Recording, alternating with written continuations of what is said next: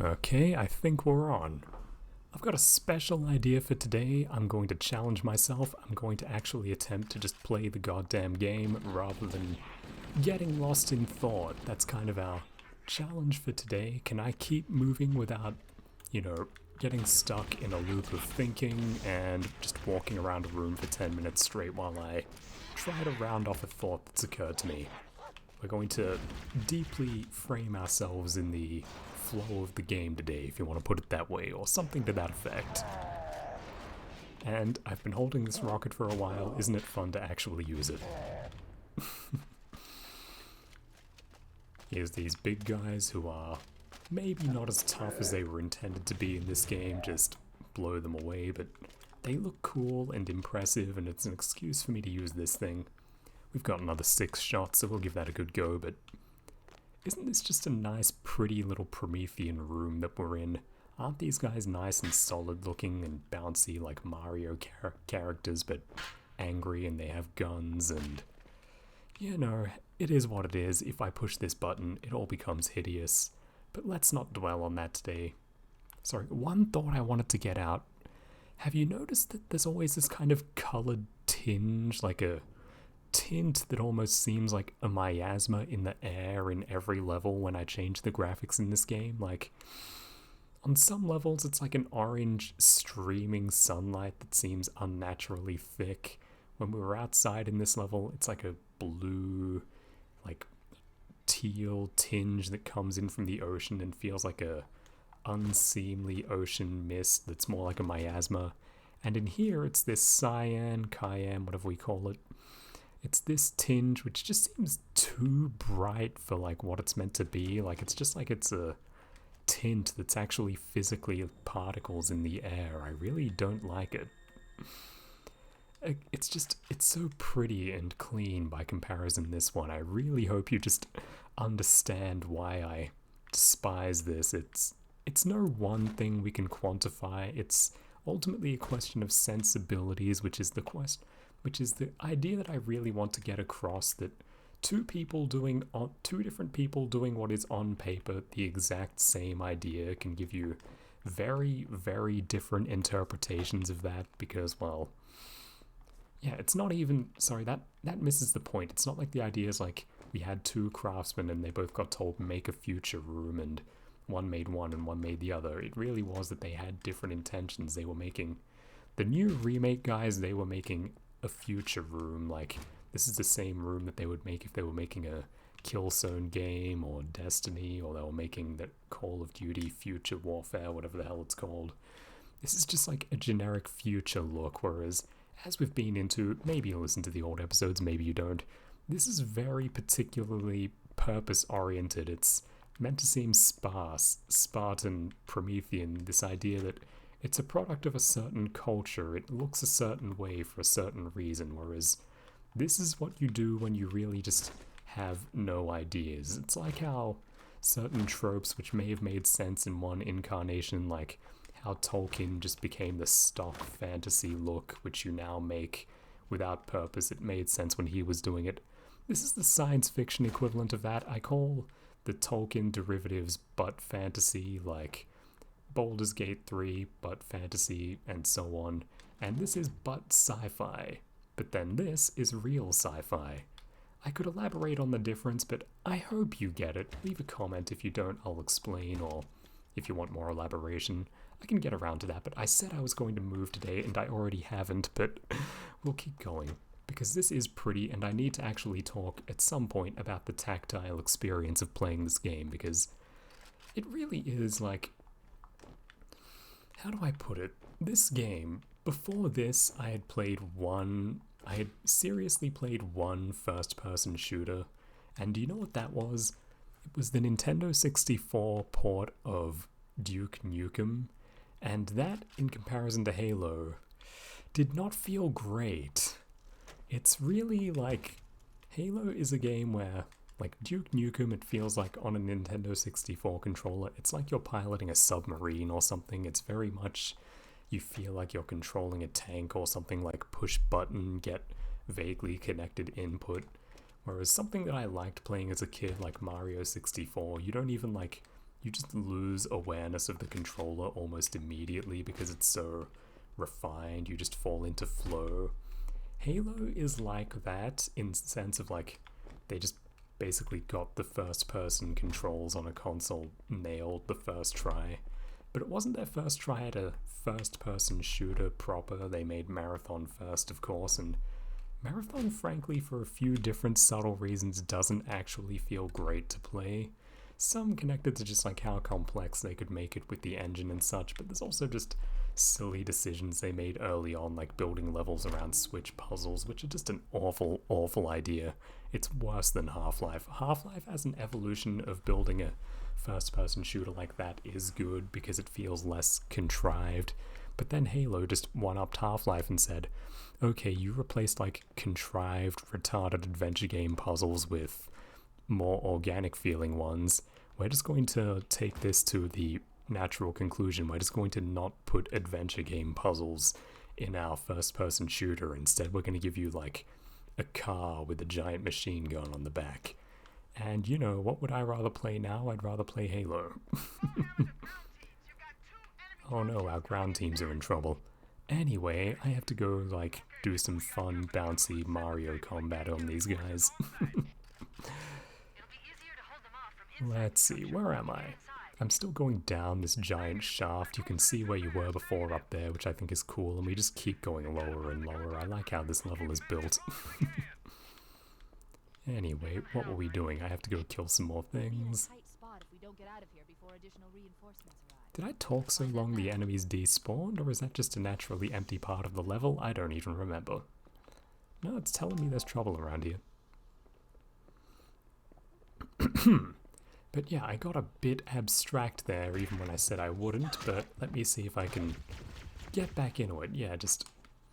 it's part of why I'm able to fall out of the flow of the game. Well, it's that I don't fall out of the flow of the game, it just feels so natural to talk while I'm doing it, because this game is so smooth and just everything you do feels so seamless and natural that it's just extremely, extremely easy to just get into basically any other kind of mental state while still moving forward in this. It's very, you know, I'm just very relaxed. I know the game very well, and it just feels so easy and natural to power through this thing.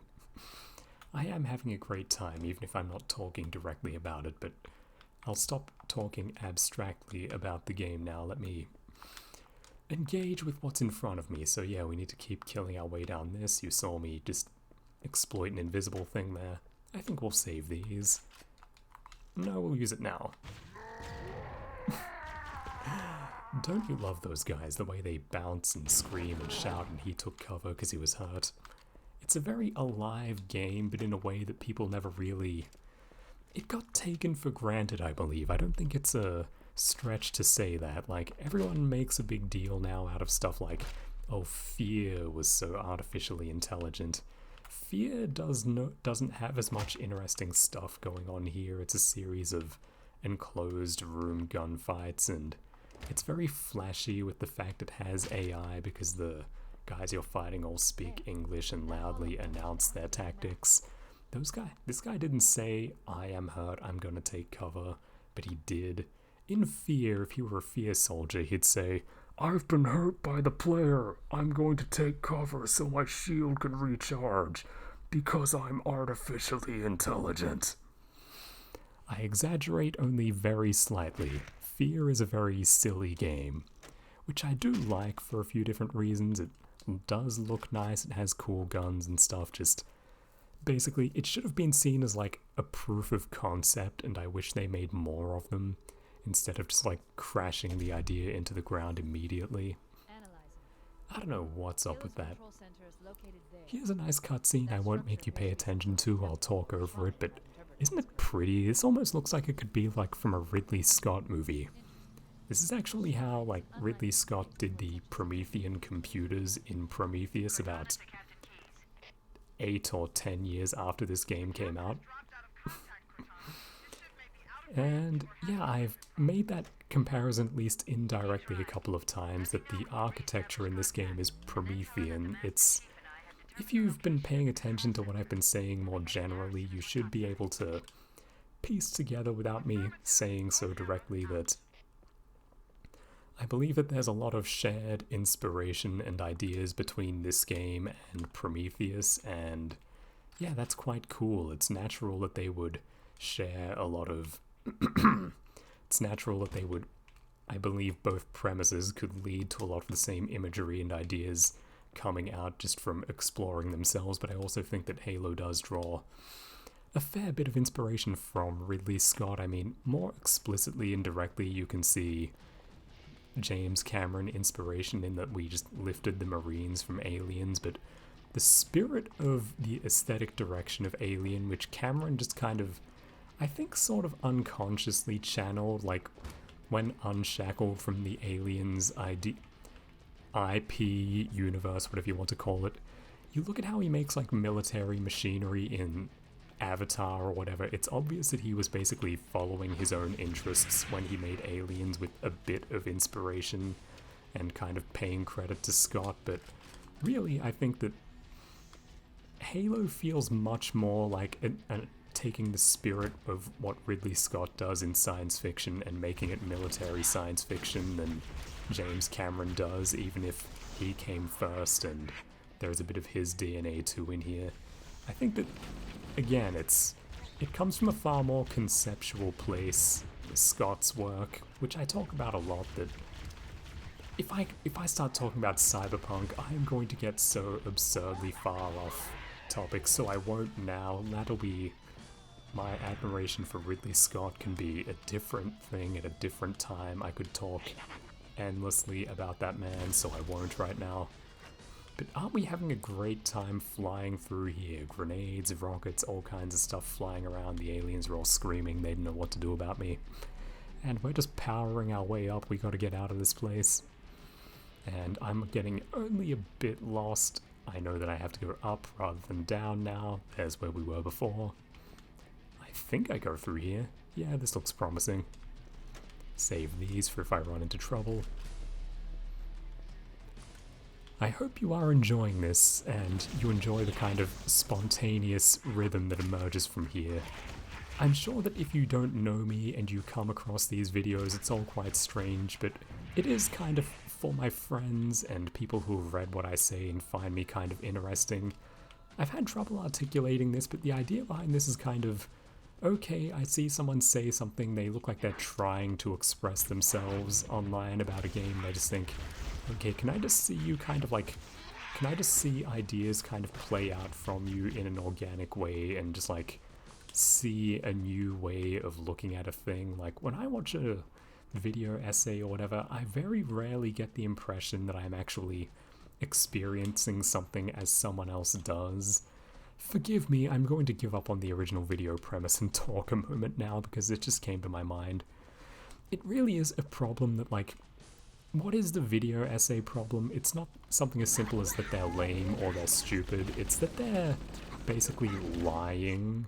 Because the way that I see it, the format of the video essay, it's almost confessional or autobiographical combined with criticism, which I don't think is bad. If anything, I think that would be very good if they actually did what they were presenting themselves as doing.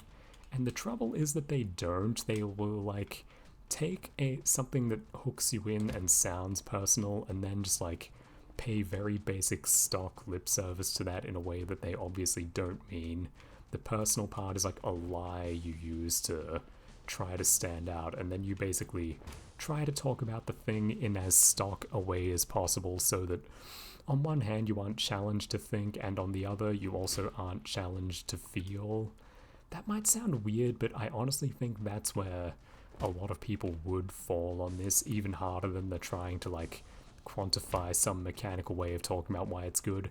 There are lots of idiots who can at least indefinitely spin out, oh, well, Halo, you see, it was the game with the crunchiest weapons sandbox. The balancing between the rockets and the assault rifle was so ludo-harmonious.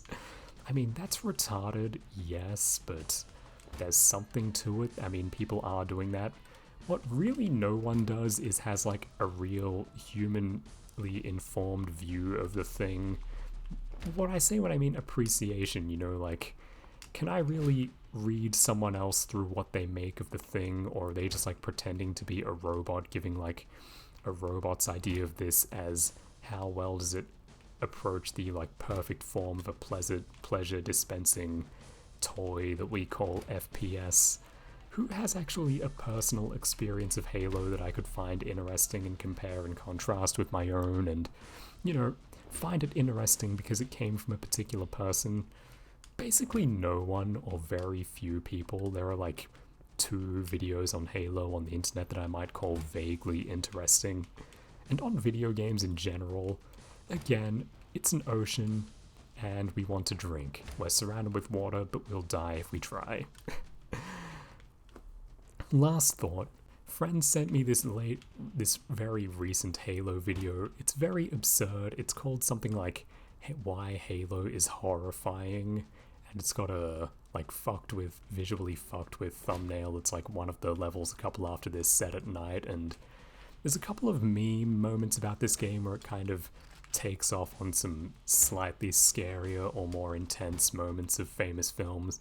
We'll talk about that when we get to it more particularly, but Halo is not a scary game, but it has things which you could maybe force as memes of saying you were scared, just again as this idea of like, you don't feel, but it's kind of compelling if you act like you did, and, you know, on one hand you can pretend that you were excited by the gunfights, but everyone does that, so how else do you stand out and try to present yourself as someone who had these grand and amazing feelings in the face of this thing when you actually didn't?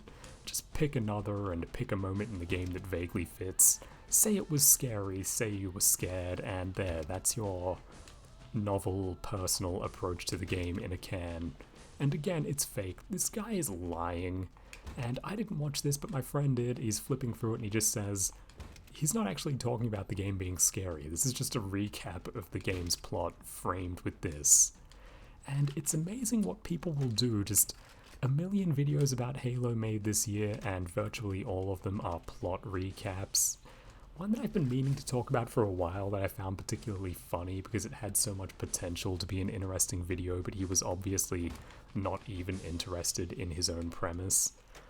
A guy made a video this year about saving every single Marine in this game, and I found that very interesting because he had a lot of like novel ideas that I hadn't seen before that he was able to use to save Marines in spots where I thought you couldn't, and so on, and he was very carefully leading them through the levels apparently, and I thought, that's cool, that would make for a compelling video, but he was just like rushing through those bits and cutting most of the parts of the game that involve Marines, and he was basically just flipping through that because, again, that was his excuse, and what like 3/4 of the video's runtime was, again, he was just recapping the plot. But to stand out again on the recap plot, because that's obviously what his real passion was, he was even like bringing in lore from the books as well. And I'll say about the books of Halo, the ones around this game are quite interesting and compelling. It's pretty serious science fiction where they make it more clear what their thematic intentions were with various things. The stuff I talk about, I basically read the books because I suspected it, and yeah, it went from like everything you need to understand it is in the game, but if you just play the game, you might be like suspecting it like I did. Like, I think all this like imagery, all these names they're pulling from history, I think it means something pretty coherent.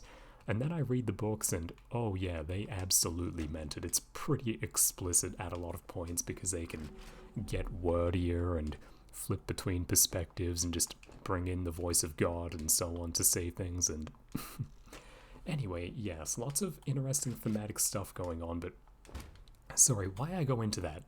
This guy who made the Saving Marines videos, he made a point of talking about the book stuff of Halo. And if he actually wanted to like work that into the premise of his video, it's like the one key piece of human characterization the Master Chief has in those books. He's mostly just doing work while the plot and important stuff happens around him. His like humanizing moment is he's a leader. It doesn't really come across in the game, but he is often leading people and he has to think about that, and you know, the value of human life and the trials of leadership are something which weigh heavily upon him. not in like a lame way like the TV show. That's a whole other conversation as well, but it's very interesting how he has to like think seriously, like Starship Troopers style, about having to sacrifice human lives and so on, and you could very easily work that in and talk about that in a video about saving Marines in Halo, but he doesn't.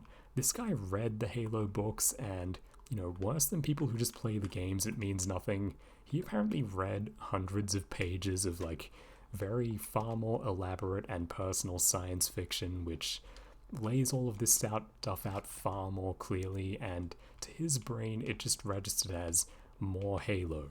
It's just fan shit. It doesn't mean anything. It's just more stuff that happened under the title of Halo. And of course, my big thing with any kind of art or media, pop art, whatever you want to call this, is that it's only really interesting as far as it's more expressive. If you just want more stuff that's called Halo, then yeah, then why don't you just play the like 343 games? Yes, they're made by an idiot who hates the original vision now, but you know, it's called Halo, so why not? And as well, like, fan fiction should be interesting to you then, and so on.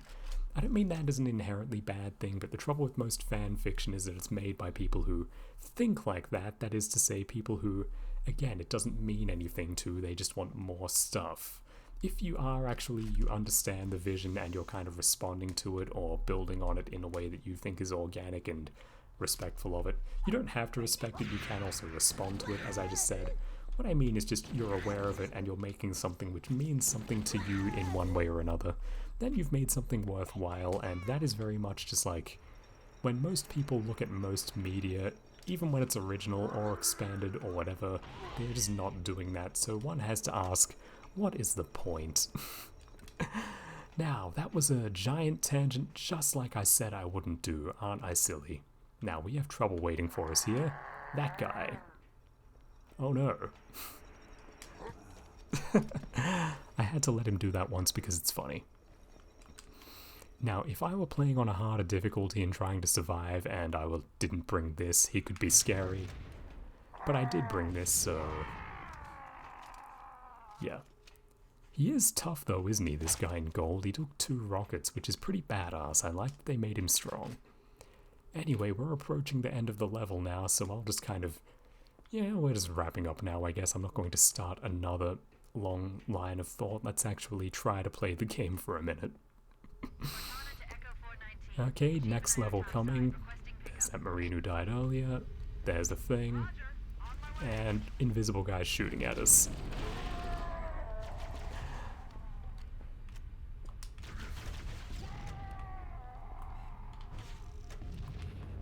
Okay, I found this right here, and we've got the loadout that I like again. And it's a good thing that alien ship just ran away. It lets our thing get here. It's a bit contrived how easily we're able to fly around in this game, I think, but the game doesn't ask you to accept too much silly stuff to make the plot work. I think it's pretty good. Again, that's a whole other discussion we won't have now. Unfortunately, the guys I brought with me didn't make it, but we have to get out of here now. Alright. And I guess we'll let the cutscenes play out to the start of the next level, but then we'll just call it there. The next one's a big one with a lot of stuff going on. I might try to play it a bit quickly, talk in broad strokes about how nice it is. So I think it's cool here, I'll just say that for a moment you get to see the level from above and you can see that it's a pretty linear level, but it feels big and sprawling, and I think it looks nice from above. And again, it looks very solid as well. Like a Mario 64 level, in that way that I talk about, it feels very solid, very plastic, very collision heavy, physics heavy, and so on. Very seamless to move around in. Now I'm trying to start another tangent even as the level is ending. I'm gonna have to cut the video off and stop myself in a moment. I'm sorry I said I'd just play the goddamn game here and then I just didn't. I'm very silly. But yeah, we'll look at the start of the next level and I'll probably play this tomorrow. And again, for those of you who care, I intend to start working my way through some more thought out stuff. Maybe I'll even make videos about Halo in between these, which are just talking about issues that I think deserve more respect and attention than me skimming through them in response to the game as it comes to me. We'll see about that. Anyway, I want to do more stuff. I know some people quite like the things I put here, and as long as at least one person does, I'll keep doing it, and if no one does, I'll have to do it better. So thanks for watching, I hope you enjoyed at least some of that, and we'll call it here.